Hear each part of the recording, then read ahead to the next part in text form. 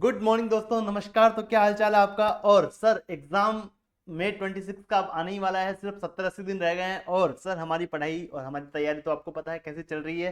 तो सर मैं आपके लिए लेके आया हूँ एक डिटेल स्ट्रेटेजी वीडियो, जिसमें मैं आपको बताऊंगा कि सर आपको किस प्रकार से पढ़ना चाहिए। यहाँ हम किसी पर्टिकुलर सब्जेक्ट का बात नहीं करेंगे, यहाँ हम किसी पर्टिकुलर टॉपिक का बात नहीं करेंगे, यहाँ हम ओवरऑल एग्जाम का बात करेंगे कि सर आपको किस प्रकार से अपना तैयारी करना चाहिए, क्या आपका स्ट्रेटेजी रहना चाहिए एग्जाम के लिए, और कैसे आपको एग्जाम में परफॉर्म करना चाहिए। चलो, सबसे पहली बात सर, मे एग्जाम कितने दिन बाकी रह गए हैं सर बात करें तो अंगुलियों पे अपन दिन गिन सकते हैं। लगभग लगभग 80 दिन बाकी है, 75 to 80 डेज बाकी है। ठीक है सर, 80 दिन बाकी है। सब्जेक्ट कितने हैं? अगर आप बहुत ग्रुप दे रहे हो तो आपके पास 6 सब्जेक्ट है, अगर आप सिंगल ग्रुप दे रहे हो तो आपके पास 3 सब्जेक्ट है। तो सर मैं बताता हूं आपको किस प्रकार से पढ़ना चाहिए।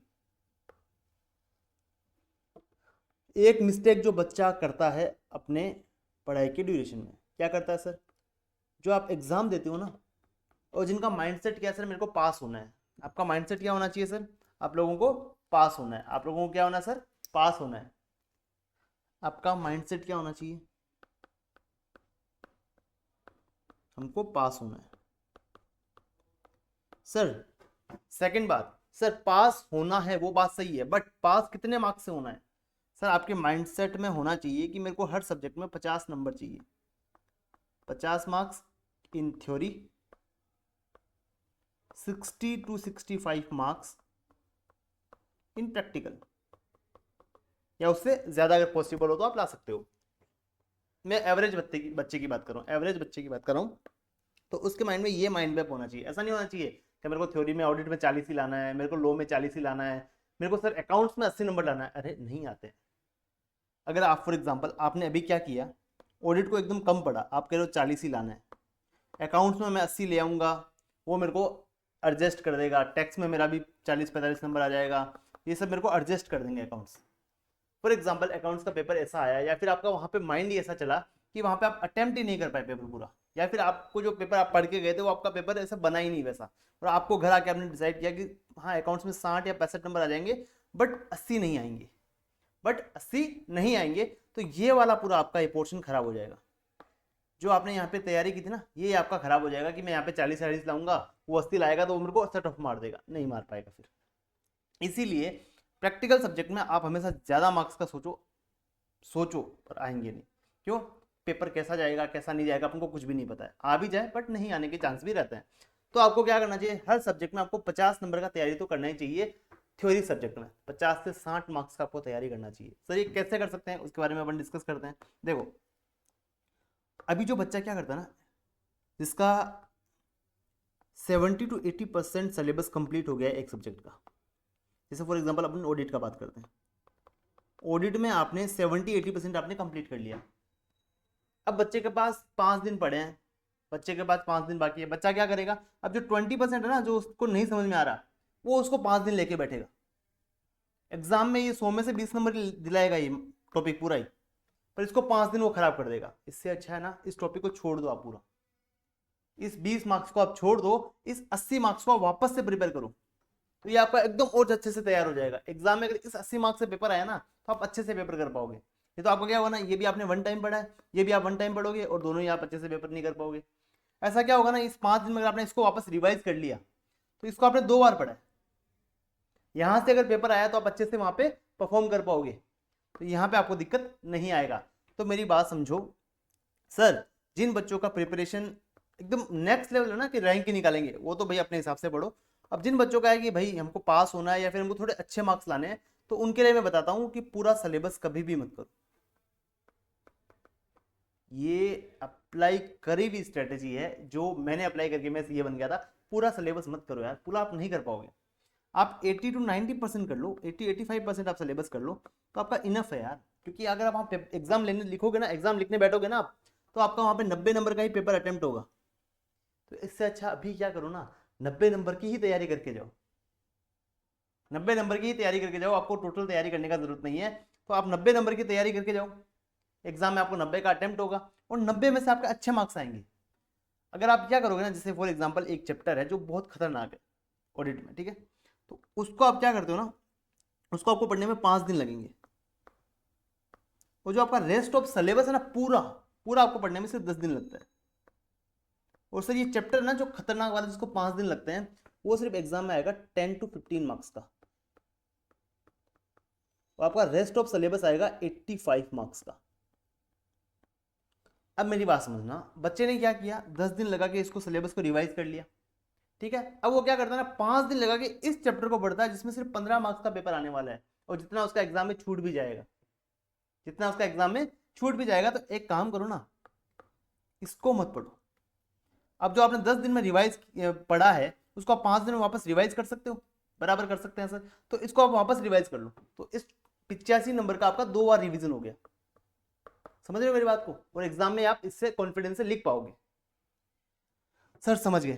तो आपको पूरा सिलेबस करने का जरूरत नहीं है, ओनली इंपॉर्टेंट टॉपिक्स जो 80 से 90 नंबर कवर करते हैं। मतलब कैसा भी घुमा लो पेपर को, तो भी 80 नंबर का 90 नंबर का पेपर तो वहां से आएगा ही आएगा। तो उन टॉपिक्स को आप अच्छे से करो। और ये सब बच्चे को पता होता है कि कहाँ से 80 नंबर का आता है, कहाँ से 90 नंबर का आता है, क्योंकि जो एग्जाम लिखता है ना बच्चा, उसको सब आइडिया हो जाता है। आइडिया नहीं है कोई बात नहीं, अगर आपका आइडिया नहीं है तो आप किसी टीचर का यूट्यूब पे वीडियो देख लो ना, वो बता देगा सर कि इतना ये फ्रीक्वेंसी रहती है क्वेश्चंस की। और डायरेक्ट टेक्स्ट के, अगर हम टेक्स्ट की बात करें तो मैंने वीडियो अपलोड कर रखा है कि कौन से चैप्टर से कितने मार्क का क्वेश्चन आता है अपने यूट्यूब पे, ठीक है सर। ये तो हम समझ गए। सेकंड सेकंड है ना, आप पूरे दिन, मैं कहता हूँ, लोग कहते हैं टेंशन मत करो, मत करो, टेंशन करना चाहिए। आपको सुबह उठते ही सोचना चाहिए अभी मेरे पास 80 दिन है, मेरे पास इतना सिलेबस बाकी पड़ा है। मैं दिन में आपको 2 सब्जेक्ट को पढ़ना है, आपको दिन में 2 सब्जेक्ट को पढ़ना है, एक तो थ्योरी, एक आपको प्रैक्टिकल। और जितना आप टारगेट लेके चलते हो ना, जैसे मैंने आपने आज टारगेट लिया 2 चैप्टर का, तो आप मेक श्योर करो एटलीस्ट आपका 1.5 चैप्टर तो कंप्लीट हो ही हो। ऐसा नहीं कि आपने टारगेट, ऐसा हवा में टारगेट तो बना नहीं रहे हो, आपको पता है 2 चैप्टर करना पॉसिबल है, उसके बाद भी नहीं हुए तो आप 1.5 चैप्टर तो मिनिमम करो ही करो यार। और मैं कह रहा हूँ ना, हर सब्जेक्ट में स्ट्रेटेजी बना लो, हर सब्जेक्ट में आप एक चैप्टर्स पकड़ लो जो 85 to 90% कवर करते हैं, बस उनको करके जाओ, बाकी छोड़ दो। या फिर जो आपको हार्ड लग रहा है उस चैप्टर को छोड़ो। कितना आएगा मैक्सिमम, 10 नंबर का क्वेश्चन आएगा, 15 का आएगा यार, उसको छोड़ दो ना, बाकी वाले सिलेबस को अच्छे से कर लो। पूरे सिलेबस के अगर पीछे पढ़ोगे ना तो आप नहीं कर पाओगे।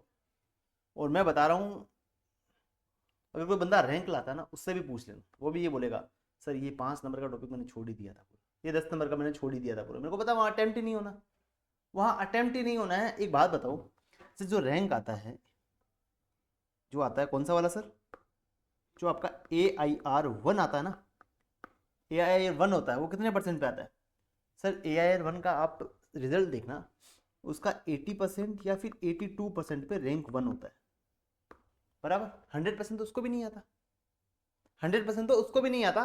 तो आपको करना है क्या, मैं यही तो कह रहा हूँ, 90% सिलेबस करके जाओ। अगर इसको आपने अच्छे से कर लिया, इसमें से अगर आपने 70% या 75% एक्वायर कर लिया आपने, तो आपका रैंक तो पक्का है, आपका रैंक तो पक्का है। बट आपका वो टाइम बच जाएगा जो 10% में आप वेस्ट करने वाले थे, और फिर भी आपको समझ में नहीं आएगा। इससे अच्छा उस 10% के टाइम में इसको वापस रिवाइज करो, ये आपका और अच्छे से होगा।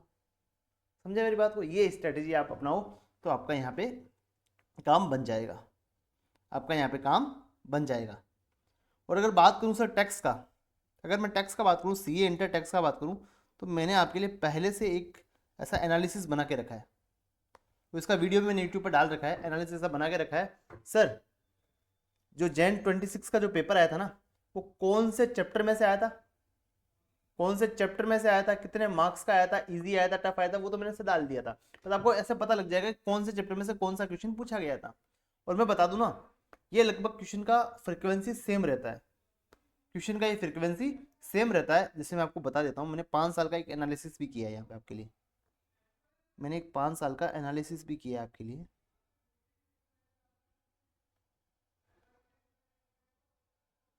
वो अभी इसमें है नहीं है ना, वो अभी इसमें है नहीं, ये रहा, ये रहा, ये रहा। ये देखो, मैंने 5 साल का एनालिसिस किया आपके लिए कि सितंबर 25 में कहाँ से पेपर आया था, कौन से चैप्टर से आया था, May 25 में, Jan 25, सितंबर 24, May 24, इसमें पेपर कहाँ कहाँ से आया था, और कौन से चैप्टर्स आपके लिए इंपॉर्टेंट रहते हैं, वो आप अपने आप से डिसाइड कर लो यहाँ पे। उन चैप्टर को आपको अच्छे से करना है बस।